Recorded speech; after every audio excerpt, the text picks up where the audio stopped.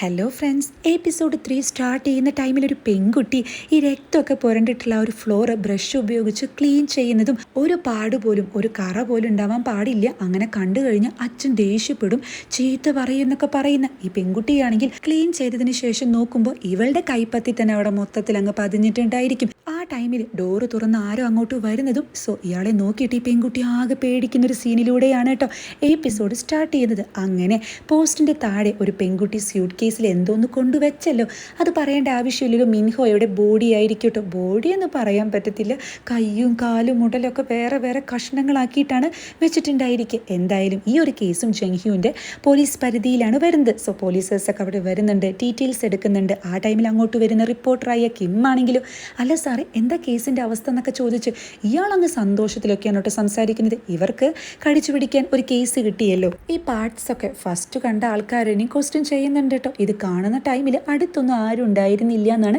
ഇവരും പറയുന്നത്. സോ ഇവരുടെ കൂടെ തന്നെയുള്ള ന്യൂഡിൽസ് തലയനാണെങ്കിൽ ഇതൊക്കെ കണ്ടിട്ട് വോമിറ്റിംഗ് ഒക്കെ വരുന്നുണ്ട് കേട്ടോ, അറപ്പാവാണ്. ജംഹ്യൂനാണെങ്കിലോ കൺഫ്യൂസ്ഡ് അടിച്ചു നിൽക്കുന്നതും കാണിക്കുന്നുണ്ട്. ഇതേ ടൈമിൽ ഫോറൻസിക് ഓഫീസിലാണെങ്കിൽ സെഹ്യൂൻ പറഞ്ഞിട്ട് ഇവളുടെ കൊളീഗായിട്ടുള്ള അസിസ്റ്റന്റ് മാർക്കറ്റിൽ കിട്ടുന്ന എല്ലാ ബ്രഷും ഇവളുടെ അടുത്ത് എത്തിക്കുന്നുണ്ട് കേട്ടോ. മണ്ണ് ടെസ്റ്റ് ചെയ്യാൻ പറഞ്ഞിരുന്നുവല്ലോ, അതിന്റെ റിസൾട്ട് വന്നു എന്ന് ചോദിക്കുമ്പോൾ അല്ല അത് പിന്നെ ഡോക്ടർ മിൻഹോയുടെ അടുത്താണ്, ഇതുവരെ കിട്ടിയിട്ടില്ല, ഞാൻ സെറ്റാക്കാന്നൊക്കെ പറയുമ്പോൾ വേണ്ട ഞാൻ മിൻഹോയോട് നേരിട്ട് ചോദിക്കാമെന്ന് പറയുന്ന ഇവളോട് അതിനാൾ ഇന്നും വന്നിട്ടില്ല, ലീവാണെന്ന് പറയുമ്പോൾ ഇവളാകെ വണ്ടടിക്കുന്നുണ്ട്. ആ ടൈമിലാണ് മെയിൻ ഡോക്ടർ വന്നിട്ട് ഡയറക്ടർ വിളിക്കുന്നുണ്ടെന്ന് പറഞ്ഞ് ഇവളെ കൂട്ടിക്കൊണ്ടുപോകുന്നത്. പോലീസ് സ്റ്റേഷനിലാണെങ്കിലും ജംഹ്യൂവിൻ്റെ അടുത്തേക്ക് വരുന്ന സീനിയർ ഓഫീസേഴ്സ് ആണെങ്കിൽ എന്താ കേസിന്റെ സ്ഥിതി എന്നൊക്കെ ചോദിക്കുമ്പോൾ ജിന്നാണെങ്കിൽ അന്വേഷിച്ചുകൊണ്ടിരിക്കുകയാണെന്നൊക്കെ പറയുന്നത് കേൾക്കുമ്പോൾ തന്നോടല്ല ചോദിച്ചതെന്ന് പറഞ്ഞ് ജംഹ്യൂവിനോട് ചോദിക്കുകയാണ് കേട്ടോ. അപ്പോൾ ഇവനാണെങ്കിലും അതായത് കഴിഞ്ഞ ഒരു കേസ് പോലെ തന്നെ ഈ മെത്തേഡും സെയിം ആണ്, അതുമാത്രമല്ല ഇത് രണ്ടും ചെയ്തിരിക്കുന്നത് ഒരാൾ തന്നെയാണെന്ന് പറയുമ്പോൾ അതെങ്ങനെ ഉറപ്പിക്കാൻ പറ്റുമെന്ന് ചോദിക്കുന്ന ഓഫീസറോട്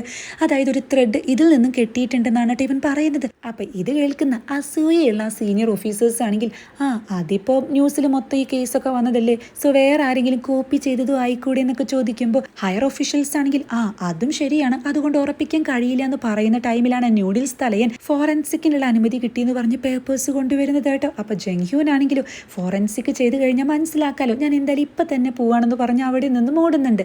സോ ഇവരുടെ സാറാണെങ്കിലും അതെ ഒരു സ്റ്റോക്കറിൻ്റെ കേസ് വന്നിട്ടുണ്ടായിരുന്നല്ലോ, സോ നിങ്ങൾ അതൊന്നുകൂടി ചെക്ക് ചെയ്യുക, ആരെങ്കിലും കിട്ടാതിരിക്കില്ല എന്ന് അവിടെ പറയുന്നുണ്ട്. സെഹ്യൂനാണെങ്കിലും ഡയറക്ടറെ മീറ്റ് ചെയ്യുന്ന ടൈമിൽ ഈ കേസിനെ പറ്റി ചോദിക്കുന്നുണ്ട് കേട്ടോ. ഒന്നും ആയിട്ടില്ല എന്നൊക്കെ ഇവള് പറയുന്ന ടൈമിൽ ആ അത്ലറ്റിൻ്റെ ഒരു ഡ്രഗ് ടെസ്റ്റ് വരാനുണ്ടല്ലോ, അത് കഴിയുമ്പോഴേക്കും ഇതങ്ങ് കഴിഞ്ഞേക്കണം എന്നൊക്കെ പറയുന്ന ഡയറക്ടർ ആണെങ്കിൽ മിൻഹോ വന്നില്ലേ എന്നാണ് കേട്ടോ ചോദിക്കുന്നത്. കാരണം മിൻഹോയുടെ കയ്യിലാണല്ലോ ഈ ടെസ്റ്റൊക്കെ ചെയ്യാൻ കൊടുത്തിട്ടുള്ളത്. അപ്പോൾ ഇവളാണെങ്കിൽ ഇല്ല വന്നിട്ടില്ല എന്ന് പറയുമ്പോൾ അതെന്ത് പറ്റി, താനൊരു ടീം ലീഡർ അല്ലേ, ഒരാൾ വന്നിട്ടില്ല എന്നുണ്ടെങ്കിൽ അതിനെപ്പറ്റി അന്വേഷിക്കേണ്ടേ, വിളിച്ചു നോക്കണം, ചിലപ്പോൾ നേരിട്ട് അവൻ്റെ വീട്ടിലേക്ക് പോകേണ്ടിയും വരും, അതൊക്കെ ചെയ്യേണ്ടേ, ഇങ്ങനെ കോൾഡായിട്ട് നിൽക്കരുതെന്നൊക്കെ പറഞ്ഞ് ചീത്ത പറയുന്ന ഡയറക്ടർ ആണെങ്കിൽ അവനായിട്ട് എന്തെങ്കിലും പ്രോബ്ലം ഉണ്ടെങ്കിൽ എത്രയും പെട്ടെന്ന് സോൾവ് ചെയ്യുന്നൊക്കെയാണ് കേട്ടോ അവിടെ പറയുന്നത്. ആള് പടായ കാര്യമൊന്നും ഇവൾക്ക് അറിയത്തില്ലല്ലോ. ഇവളാണെങ്കിൽ മിൻഹോയെ ട്രൈ ചെയ്യുന്നതും കിട്ടുന്നില്ല. ആ ടൈമിലാണ് അങ്ങോട്ട് ജംഹ്യൂൻ എത്തുന്നത് കേട്ടോ. മറ്റൊരു ബോഡി കിട്ടിയിട്ടുണ്ട്, അത് പോസ്റ്റ്മോർട്ടം ചെയ്യണം എന്നൊക്കെ പറയുമ്പോൾ ഇവളാണെങ്കിൽ അല്ല അത് പിന്നെ എന്നൊക്കെ പറഞ്ഞൊന്ന് ഡൗട്ട് അടിച്ച് നിൽക്കുന്ന ടൈമിൽ ഇതും മറ്റേ കേസ് ചെയ്ത ആൾ തന്നെയാണ്, കാരണം ആ ത്രെഡ് അത് കോമൺ ആയിട്ട്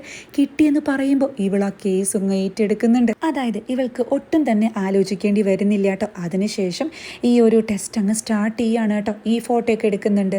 സോ ഇപ്രാവശ്യം ക്ലിയർലി കാണുന്ന തരത്തിലാണ് ഇയാൾ ത്രെഡൊക്കെ കെട്ടിവെച്ചിരിക്കുന്നത്. അത് ഇവൾ ശ്രദ്ധിക്കുന്നുണ്ട് കേട്ടോ. ഒരു പക്ഷേ ഇത് ശ്രദ്ധിക്കാൻ വേണ്ടിയിട്ട് തന്നെയായിരിക്കണം.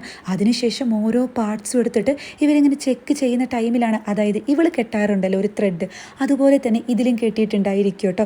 അതുപോലെ ബോഡിയുടെ ഏതോ ഒരു പാർട്സിൻ്റെ ഇടയിൽ നിന്നും ഒരു കൈയിൻ്റെ കഷ്ണം കിട്ടുന്നുണ്ട് കേട്ടോ. ഇത് കാണുമ്പോൾ കൂടെയുള്ളൊരു ഡോക്ടർ തന്നെ അങ്ങ് വോമിറ്റ് ചെയ്യാണ് കേട്ടോ. ഇവളാണെങ്കിലും ആ കൈവിരലിൻ്റെ ഫിംഗർ പ്രിൻ്റ് എടുക്കാൻ പറയുന്നുണ്ട്, അത് വിക്ടിമിൻ്റെ ആയിരിക്കുമല്ലോ.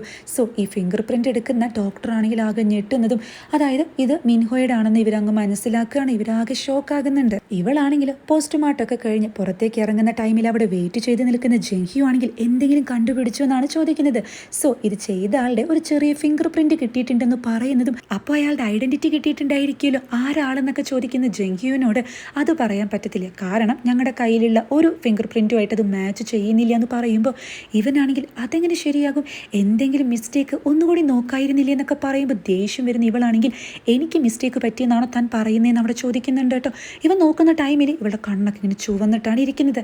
അല്ല ഞാൻ അങ്ങനെ പറഞ്ഞതല്ല എന്നൊക്കെ പറഞ്ഞ് ഇവൻ നൈസായിട്ട് ഇവളെ കൂളാക്കാൻ ശ്രമിക്കുന്നതും, അല്ല വിക്ടിമിനെ പറ്റിയിട്ട് ആളുടെ ഡീറ്റെയിൽസ് എന്താണെന്ന് ജംഗ്യു ചോദിക്കുന്ന ടൈമിൽ ആളുടെ പേര് മിൻഹു എന്നാണ്, ഞങ്ങളുടെ ടീം മെമ്പർ ആയിരുന്നു എന്ന് പറയുമ്പോൾ ഇത് കേട്ടിട്ട് ഇവൻ ആകെ ഷോക്കാകുന്നുണ്ട്. ഇതേ ടൈമിൽ ഇവൻ്റെ പോലീസ് പരിധിയിൽ ഇവൻ്റെ സ്റ്റാഫാണെങ്കിൽ ഒരു ബാനറൊക്കെ കെട്ടിത്തൂക്കുമ്പോൾ അങ്ങോട്ട് വരുന്ന മിസ്റ്റർ ചോയി ആണെങ്കിൽ കുറച്ചുകൂടി കയറ്റിയിട്ട് കെട്ടിത്തൂക്കുന്നൊക്കെ പറഞ്ഞ് ഇവരെ സഹായിക്കുന്ന ഒരു സീൻ കാണിക്കുന്നുണ്ട്. ആ ബാനറിൽ എഴുതിയിട്ടുണ്ടായിരിക്കുക ഈ 2 ക്രൈമും നടക്കുന്ന ടൈമിൽ ആ പരിസരത്ത് ആരെങ്കിലും ഉണ്ടായിരുന്നു, എന്തെങ്കിലും കണ്ടിട്ടുണ്ടെങ്കിൽ നേരിട്ട് വന്നിട്ട് ഇൻഫോം ചെയ്യണം എന്നായിരിക്കും കേട്ടോ. ഇതേ ടൈമിൽ അതായത് ഫോറൻസിക് ലാബിലേക്ക് വരുന്ന ഡയറക്ടർ ആണെങ്കിൽ ഇത് മിൻഹോയുടെ ബോഡിയാണെന്ന് അറിയുമ്പോൾ ശരിക്കും ഷോക്കാകുന്നുണ്ട് കേട്ടോ.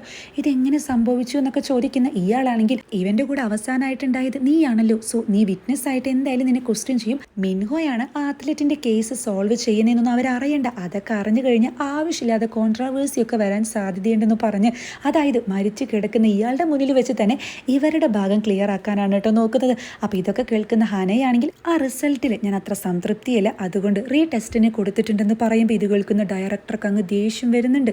നീ എന്തിനാ റീടെസ്റ്റിന് കൊടുത്തത്, അതിൻ്റെ ഒന്നും ആവശ്യമില്ല, എത്രയും പെട്ടെന്ന് അതങ്ങ് ഒതുക്കി തീർക്കുക എന്നൊക്കെ പറയുമ്പോൾ ഇവളാണെങ്കിലും എനിക്കതിന് കഴിയില്ല സാർ, കാരണം അത് മിൻഹോ ഹാൻഡിൽ ചെയ്ത കേസാണ്, പക്ഷേ ഇപ്പോൾ അത് എൻ്റെ കയ്യിലാണ്, സോ എനിക്കതിന് കഴിയില്ല എന്നൊക്കെ പറഞ്ഞ് സംസാരിക്കുമ്പോൾ ഡയറക്ടർക്ക് അങ്ങ് ദേഷ്യം വരുന്നുണ്ട്.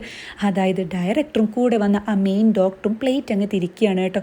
ഓഹോ, അപ്പോൾ നിനക്ക് ഹെൽപ്പ് ചെയ്യാൻ പറ്റത്തില്ല അല്ലേ, ശരിയാക്കി തരാമെന്ന് പറഞ്ഞ് ഇവളുടെ കൂടെ തന്നെയുള്ള അസിസ്റ്റന്റ് ലേഡി കൊളീഗ് ഉണ്ടല്ലോ അവരെ അങ്ങോട്ട് വിളിക്കുന്നതും സെഹ്യുവിൻ്റെ താഴെ ഉള്ള എല്ലാ കേസ് റിപ്പോർട്ടുകളും ഇവൾക്ക് അങ്ങ് കൈമാറുകയാണ് കേട്ടോ.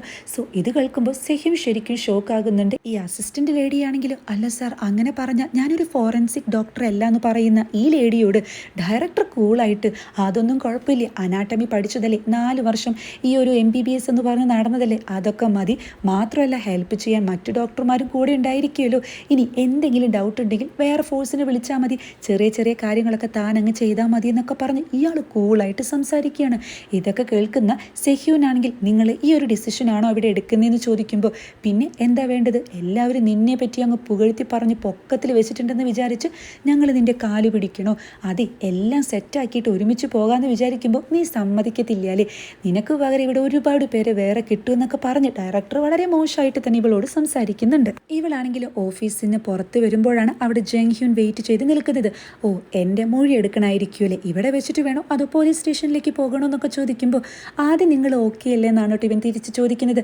അതിനുശേഷം നിങ്ങൾ രണ്ടുപേരും തിരിച്ചു പോകുന്ന ടൈമിൽ സംസാരിച്ചിരിക്കുന്നതൊക്കെ CCTV ഫൂട്ടേജിലൂടെ കണ്ടു, എന്തോ സീരിയസ് ആയിട്ടാണല്ലോ സംസാരിക്കുന്നത്, എന്തിനെ പറ്റിയായിരുന്നു എന്ന് ജംഗ്ഹ്യൂൻ ചോദിക്കുന്ന ടൈമിൽ വർക്ക് റിലേറ്റ് ചെയ്തിട്ടുള്ള കാര്യമാണെന്ന് ഇവളവിടെ പറയുന്നുണ്ട് കേട്ടോ. അതിനുശേഷം ഇവൾ ഇറങ്ങിപ്പോയി എന്നൊക്കെ പറയുന്നത് നേരെ എങ്ങോട്ടാ പോയി എന്ന് ചോദിക്കുമ്പോൾ ഹോസ്പിറ്റലിലേക്കാണെന്ന് പറയുന്ന സെഹ്യൂനോട് എന്താ നിങ്ങൾക്ക് വല്ല അസുഖമുണ്ടോ എന്നാണ് ഇവൻ തിരിച്ചു ചോദിക്കുന്നത്. എന്താ അതിവിടെ പറയേണ്ട ആവശ്യമുണ്ടോ എന്ന് ഇവൾ തിരിച്ചു ചോദിക്കുമ്പോൾ ഇല്ല അതിൻ്റെ ആവശ്യമില്ല, പക്ഷേ ഇയാൾ മരിക്കുന്ന ഒരു എസ്റ്റിമേറ്റ് ടൈം നമുക്കറിയാലോ, ആ ടൈമിൽ ഇയാൾ എവിടെയായിരുന്നു എന്ന് ഞങ്ങൾക്ക് അറിയേണ്ടതെന്ന് പറയുമ്പോൾ നിങ്ങൾക്ക് ഹോസ്പിറ്റലിലെ CCTV ഫൂട്ടേജ് ചെക്ക് ചെയ്യാം, ഞാൻ അവിടെ നിന്നും ഒരുപാട് ലേറ്റ് ആയിട്ടാണ് ഇറങ്ങിയിട്ടുള്ളത് എന്നൊക്കെ ഇവൾ അവിടെ പറയുന്നുണ്ട്. ശരി നിങ്ങൾ ടെൻഷൻ അടിക്കേണ്ട, ഞങ്ങൾ എത്രയും പെട്ടെന്ന് തന്നെ അയാളെ പിടിക്കും എന്നൊക്കെ പറയുന്ന ജംഗ്ഹ്യൂനാണെങ്കിൽ അവസാനമായിട്ട് ഒരു കാര്യം കൂടി ചോദിക്കട്ടെ, അതായത് ഇവിടെ കൊല നടത്തിയിട്ട് ആ ബോഡി എന്തുകൊണ്ടായിരിക്കും യോങ്ചാനിൽ കൊണ്ടുവന്നിട്ടേന്ന് ചോദിക്കുമ്പോൾ ഇവളാണെങ്കിൽ പെട്ടെന്നൊന്ന് സ്റ്റക്ക് ആകുന്നതും പാസ്റ്റ് സീനാണ് കേട്ടോ കാണിക്കുന്നത്. അതായത് ഇവളൊരു വണ്ടിയിലിരിക്കുന്നതും അച്ഛൻ വീണ്ടും സ്ഥലം മാറിയിട്ട് പുതിയൊരു സ്ഥലത്തേക്കാണ് പോകുന്നത്, യോങ്ചാനിലേക്കാണെന്ന് ഈ പെൺകുട്ടി പറയുന്നൊരു സീനാണ് കേട്ടോ കാണിക്കുന്നത്. ഇവളാണെങ്കിൽ പെട്ടെന്ന് ഫ്ലാഷ് ബാക്കിൽ നിന്ന് തിരിച്ചു വരുന്നതും ഇല്ല എനിക്കറിയില്ല എന്നാണ് അവിടെ പറയുന്നത്. ഈ ടൈമിലാണ് ജംഗ്ഹ്യൂൻ്റെ കൊളീഗ്സ് ഇവനെ വിളിക്കുന്നതും, അതായത് ആ ഫോറൻസിക് ഡോക്ടർ തന്നെയാണോ മരിച്ച ആളെന്നൊക്കെ ഇവർ ചോദിക്കുമ്പോൾ അതെ ആളുടെ അമ്മേനെയും ബ്രദറിനെയൊക്കെ ഉപേക്ഷിച്ചിട്ട് ഒറ്റയ്ക്കാണ് താമസിക്കുന്നത്, പക്ഷേ ഈ ന്യൂസ് അറിഞ്ഞപ്പോൾ പാവം അമ്മ കുഴഞ്ഞു വീണു എന്നൊക്കെ പറയുന്ന ഇവനോട് അതെ നമുക്ക് സംശയം തോന്നുന്ന സ്റ്റോക്കറുടെ ഡീറ്റെയിൽസ് കിട്ടിയിട്ടുണ്ടെന്ന് പറയുന്നതും ജംഗ്ഹ്യൂ ഓടി തന്നെ ഇവരുടെ അടുത്തേക്ക് എത്തുന്നുണ്ട് കേട്ടോ. ഇവർ CCTV ചെക്ക് ചെയ്യുന്ന ടൈമിൽ ഈ പാഴ്സലൊക്കെ കൊണ്ടുപോകുന്ന ഒരു വെയർ ഹൗസ് അവിടെയായിരിക്കും ആദ്യം മരിച്ച ആ പെൺകുട്ടി വർക്ക് ചെയ്യുന്നത് പാർട്ട് ടൈം ആയിട്ട്. സോ അവിടെ വെച്ചിട്ട് ഒരാൾ ഇവളെങ്ങനെ നിരന്തരമായിട്ട് ഡിസ്റ്റർബ് ചെയ്യുന്ന ഒരു വീഡിയോ ആണ് കേട്ടോ ഇവർ കാണുന്നത്. സോ ആ CCTV ഫുട്ടേജിൽ തന്നെ ഇയാളുടെ വണ്ടി കാണുന്നുണ്ട് കേട്ടോ, അതിൻ്റെ കുറച്ച് നമ്പേഴ്സ് മാത്രമേ ഇവർക്ക് കാണാൻ കഴിയുന്നുള്ളൂ. പിന്നീട് ഇതിനെ പറ്റിയിട്ടൊക്കെ മെയിൻ സാറിനോട് സംസാരിക്കുകയാണ്, അതായത് ഇവർ അന്വേഷിച്ച ടൈമിൽ ഇയാൾ മുന്നേയും കുറേ കുറ്റകൃത്യങ്ങളൊക്കെ ചെയ്തിട്ടുണ്ടെന്ന് പറയുമ്പോൾ സീനിയർ സാറാണെങ്കിലും അപ്പോൾ ഇയാൾ തന്നെയായിരിക്കും എന്നൊക്കെ പറഞ്ഞങ്ങ് സംസാരിക്കുമ്പോൾ ജംഗ്ഹ്യോൻ ആണെങ്കിൽ അല്ല സാറേ, ഇയാൾ സ്റ്റോക്കർ ആയിരിക്കാം, പക്ഷെ അപ്പോഴും മർഡർ ചെയ്തത് ഇയാളാണെന്ന് തെളിവൊന്നും ഇല്ലല്ലോ, അതുകൊണ്ട് പെട്ടെന്നൊരു കൺക്ലൂഷനിൽ എത്താൻ പറ്റില്ല എന്ന് പറയുന്ന ജംഗ്ഹ്യോനോട് പിന്നെ ഇയാളുടെ ആ ത്രെഡും ബ്രഷും വെച്ച് നടക്കണോ, അത് വെച്ചിട്ടാണ് അന്വേഷിക്കാൻ പോകുന്നതെന്നാണ് ഈ ഓഫീസർ തിരിച്ചു ചോദിക്കുന്നത്. അയാൾ എത്രയും പെട്ടെന്ന് പിടിക്കണമെന്ന് സാറ് പറയുമ്പോൾ ഇവനാണെങ്കിൽ അല്ല സാറേ എന്ന് വിളിച്ചിട്ട് വീണ്ടും വരികയാണ് കേട്ടോ. ഓ നിനക്ക് എന്താ വേണ്ടതെന്ന് ദേഷ്യത്തോട് ചോദിക്കുന്ന സീനിയർ ആണെങ്കിൽ നിനക്കോട്ട് ഒരാളെ ഞാൻ സംശയമില്ലേ, ഇനി ഞങ്ങൾ ആരെങ്കിലും പറഞ്ഞു കഴിഞ്ഞാൽ നീ ഒട്ടായതിൽ വിശ്വസിക്കത്തില്ലേ, അല്ല നിന്റെ കുഴപ്പം എന്താന്നൊക്കെ ചോദിക്കുമ്പോൾ ഇവനാണെങ്കിൽ വീണ്ടും അവിടെ പറയുന്നുണ്ട് കുറച്ചുകൂടി ലാർജ് ആയിട്ടുള്ള വെഹിക്കിൾസ് ആണ് ഇവർ ടെസ്റ്റ് ചെയ്യുന്നത്. അപ്പോൾ ആ CCTV ഫുട്ടേജ് ഫുള്ള് നോക്കുകയാണെങ്കിൽ ഇപ്പോഴത്തെ CCTV ഫുട്ടേജിൽ കാണുന്ന ഒരു നമ്പർ ഉണ്ടല്ലോ, കുറച്ചല്ലേ കാണാൻ പറ്റത്തുള്ളൂ. സോ അതിൽ അവസാനിക്കുന്ന നമ്പറുള്ള വണ്ടി നോക്കിയിട്ട് അങ്ങനെ കണ്ടുപിടിക്കുകയാണെങ്കിൽ അത് എളുപ്പമായിരിക്കും എന്നൊക്കെ പറയുമ്പോൾ ഇവരാണെങ്കിൽ എല്ലാം പരസ്പരം ഒന്ന് നോക്കുകയാണ്. അതായത് നൈസ് ഐഡിയ ആണെന്ന് ഇവർക്കും തോന്നുന്നുണ്ട്. സെഹ്യൂനാണെങ്കിലോ ആദ്യത്തെ വിക്ടിമിനെ ഇഞ്ചക്ഷൻ ഉപയോഗിച്ച് എന്തോന്ന് കുത്തിവെച്ചിരുന്നു, അതിന്റെ ടെസ്റ്റിനൊക്കെ കൊടുത്തിരുന്നുവല്ലോ, അതിന്റെ റിസൾട്ട് വരുന്നുണ്ട് കേട്ടോ. അതായത് അതൊരു ഡ്രഗ്സ് ആയിരിക്കും, അങ്ങനെ പകുതി തളർത്തി കിടത്തും, കുറേ അങ്ങ് ഡോസ് കൂടുകയാണെങ്കിൽ മരിക്കാൻ വരെ ചാൻസ് ഉണ്ടെന്നൊക്കെ പറയുന്നതും ഇവളാണെങ്കിൽ പിന്നീട് ആകെ കൺഫ്യൂഷൻ അടിച്ച് തിരിച്ചു വന്ന് മുഖമൊക്കെ നന്നായി കഴുകിയിട്ട് ദേഷ്യത്തിൽ ഇങ്ങനെ നോക്കി നിൽക്കുന്ന ഒരു സീനൊക്കെ അവിടെ കാണിക്കുന്നുണ്ട്. ഇവരാണെങ്കിലും കൊണ്ടുപിടിച്ചിരുന്ന CCTV ഫുട്ടേജ് ഒക്കെ ചെക്ക് ചെയ്യുന്ന ടൈമിൽ ആ ഒരു നമ്പർ പ്ലേറ്റിനോട് സാമ്യമുള്ള ഒരു പ്ലേറ്റ് ഇവർ കാണുന്നുണ്ട് കേട്ടോ. ആ ന്യൂഡിൽസ് തലേനാണ് കണ്ടുപിടിക്കുന്നത്. ടൈം നോക്കുമ്പോൾ ഏതാണ്ട് ആ ഫസ്റ്റ് ഡെഡ് ബോഡി ഡിസ്പോസൽ ചെയ്ത അതേ ടൈം തന്നെ ആയിരിക്കും. അതും സെഹ്യൂൻ അന്ന് പറഞ്ഞതുപോലെ T ജംഗ്ഷനിലൂടെയാണ് പോകുന്നത്. ഇവനാണെങ്കിലോ നമ്പർ പ്ലേറ്റിലെ നമ്പർ എടുത്തിട്ട് ഡീറ്റെയിൽസ് എടുക്കാൻ പറയുന്നുണ്ട്. ഇതേ ടൈമിൽ സെഹ്യൂൻ ആണെങ്കിൽ ആകെ ഡിസ്റ്റർബ്ഡ് ആയിരിക്കും കേട്ടോ. ഇവൾ ആലോചിക്കുന്നത് ഒരു മനുഷ്യൻ ഇങ്ങനെ ആഞ്ഞിട്ട് എന്തോന്ന് വെട്ടുന്നതും അതുപോലെ ക്ലീൻ ചെയ്യുന്നത്, പിന്നെ ഇവൾ ഭക്ഷണം കഴിക്കുന്നത്, അങ്ങനത്തെ സീനൊക്കെ ആയിരിക്കും. ഇവൾ ആകെ ഡിസ്റ്റർബ്ഡ് ആയിരിക്കും. ഇതേ ടൈമിൽ പോലീസുകാരൊക്കെ തന്നെ റെഡി ആയിട്ട് പോകുന്നത് ഈ സ്റ്റോക്കർ എന്ന് സംശയിക്കുന്ന ആളുടെ അഡ്രസ്സിലേക്ക് ആയിരിക്കും. ഇവരവിടെ എത്തുന്ന ടൈമിൽ ആരും ഉണ്ടായിരിക്കില്ല കേട്ടോ. അയാളെ രക്ഷപ്പെട്ടിട്ടുണ്ടായിരിക്കും എന്നൊക്കെ വിചാരിച്ചിട്ട് ഇവർ വാതിൽ തുറക്കുന്ന ടൈമിൽ ഈ കോട്ടും ഹാറ്റൊക്കെ ധരിച്ച് സംശയാസ്പദമായിട്ട് ഒരാളിനെ അവിടെ കാണുന്നുണ്ട്. ഇവരാണെങ്കിലും പിന്നീട് ഇയാളെ ഫോളോ ചെയ്യുന്നതും അതായത് ജംഗ്ഹ്യൂൻ ഇവനെ ചേസ് ചെയ്യുന്നുണ്ട് കേട്ടോ. ഇതേ ടൈമിൽ സെഹ്യൂൻ ആണെങ്കിൽ അതായത് 2 ക്രൈം സീനിൽ നിന്ന് കിട്ടിയ ഫോട്ടോസ് ഒക്കെ ചെക്ക് ചെയ്യുന്ന ടൈമിലാണ് ഇപ്പോൾ കിട്ടിയ ഈ ബോഡി പാർട്സ് ഒക്കെ ഒരു ടേപ്പ് കൊണ്ട് പൊതിഞ്ഞിട്ടുണ്ടല്ലോ. സോ ആ ഒരു ടേപ്പിന്റെ ഒരു ചെറിയ കഷ്ണം എടുത്തിട്ട് ഇവള് നേരെ പോകുന്നത് അതായത് ഇതിൽ നിന്ന് എന്തെങ്കിലും DNA ഫിംഗർ പ്രിന്റോ കിട്ടുമെന്ന് നോക്കാനാണ്. അതിന് കാരണമുണ്ട്. നേരത്തെ ഈ ബോഡി പാർട്സിലേക്ക് ഇവര് ഒരു പ്രത്യേക തരം ലൈറ്റ് ഒക്കെ അപ്ലൈ ചെയ്ത് നോക്കുന്ന ടൈമിൽ അതിലെന്തെങ്കിലും ഫിംഗർ പ്രിന്റ് ഉണ്ടെങ്കിൽ കണ്ടെത്താൻ കഴിയും.